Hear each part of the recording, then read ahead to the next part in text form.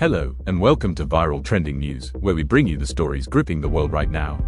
Today, we delve into the passing of a true icon, a man whose razor-sharp wit and intellectual prowess left an indelible mark on music, comedy, and even academia. We're talking, of course, about Tom Lehrer, the legendary American satirist and mathematician who has died at the age of 97. His passing, confirmed by friends on Saturday at his home in Cambridge, Massachusetts, has sent ripples across the globe, sparking a wave of tributes and renewed appreciation for his unique genius. Lehrer wasn't just a songwriter, he was a cultural phenomenon, a man who dared to challenge the status quo with clever lyrics and catchy tunes, all while maintaining a distinguished career in mathematics. Canva background video, archival footage of Tom Lehrer performing at a piano, interspersed with quick cuts of old newspapers or cultural references from the 1950s, 60s. For many, his name might not immediately jump to mind in the same breath as modern pop stars, but his influence is undeniable. Born in 1928, Thomas Andrew Lehrer was a prodigy, entering Harvard University at just 15 years old. This early immersion in high-level academia, far from stifling his creative spirit, seemed to fuel it.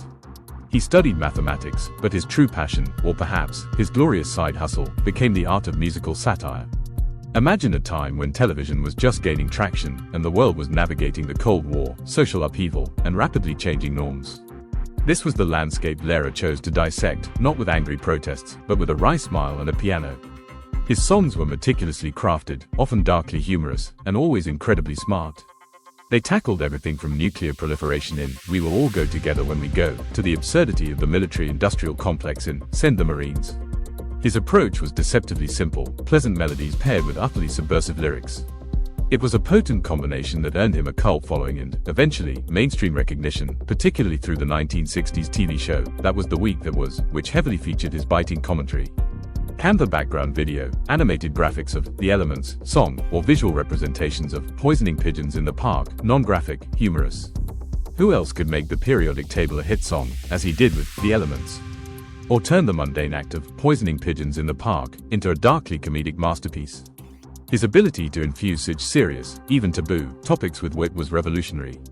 Lehrer never considered himself primarily a musician. He famously stated that he preferred teaching mathematics to performing, and indeed, he largely stepped away from the spotlight in the late 1960s to pursue his academic career at institutions like MIT and the University of California, Santa Cruz. This decision, while puzzling to his fans, cemented his image as an intellectual first, a showman second. Yet, his absence only seemed to grow his legend. His albums continued to sell, passed down from generation to generation, finding new audiences who appreciated his timeless observations and lyrical genius. One of his most profound acts came later in life. In 2020, at the age of 92, Lehrer made the extraordinary decision to place his entire body of work into the public domain. This means his songs and lyrics are now freely available for anyone to use, perform, or adapt without royalty fees. It was a remarkable gift to the world, reflecting his anti-commercial stance and ensuring his legacy